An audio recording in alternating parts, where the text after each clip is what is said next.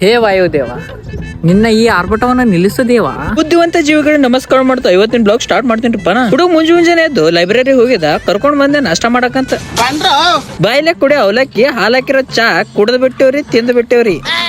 ಮುಂಜಾನೆ ಥಂಡಿ ಇತ್ತಂತ ಜಳಕ ಮಾಡ್ಲಾರ್ದೆ ಬಿಟ್ಟಿವ್ರಿ ತಳ ಕ್ಲಾಸಿಗೆ. ಮುಂಜಾನೆ ಥಂಡಿ, ಮಧ್ಯಾಹ್ನ ಬಿಸಿಲ ಬೇಷ್ ರುಬ್ಬಾಕತ್ತದ್ರಿಪ್ಪ. ಕ್ಲಾಸಿಗೆ ಬಂದು ಎಂಟ್ರಿ ಕೊಟ್ಟೆ ಅಂತ ಅನ್ಕೊಂಡೆ, ಎಲ್ಲ ಉಲ್ಟಂ ಪಲ್ಟ ಕಾಣಾಕತ್ತದ್ರಿಪ್ಪ. ವಯಸ್ಸಾದಂಗ ನನಗ ಕ್ಲಾಸಿನಲ್ಲಿ ಗುರುಗಳು ಸಿಂಹಾಸನದ ಮೇಲೆ ಆಸನರಾಗಿದ್ದರು.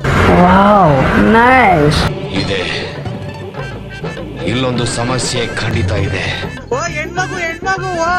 ಕ್ಲಾಸಿನಾಗ ವಯಸ್ಸಾಲರ್ ಯುವಕ ಪ್ರತ್ಯಕ್ಷ ಆಗಿದ್ರಿಪ್ಪ. ಲೇ ಮೂದೇವಿ, ಬಾಳ ದಿನ ಆದ್ಬೇಕು ಭೇಟಿಯಾಗಿಲ್ಲ, ಯಾಕಂದೇನ ಇವನಿಗೆ.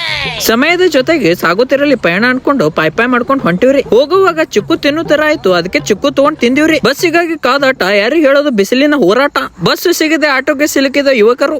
ಹಸುವಾಗಿತ್ತು, ಶಿಸ್ತಾಗ ಬರ್ತಾ ಬಡ್ದೆ ಊಟ. ಲೈಫ್ ದ ಬಿಜಿ ಆಗ್ಬೇಕಂತ ಹೋರಾಟ ಮಾಡ್ಕೊಂಡು ವಿಡಿಯೋ ಮಾಡ್ಲಕ್ ಹೊಂಟಿವಿ.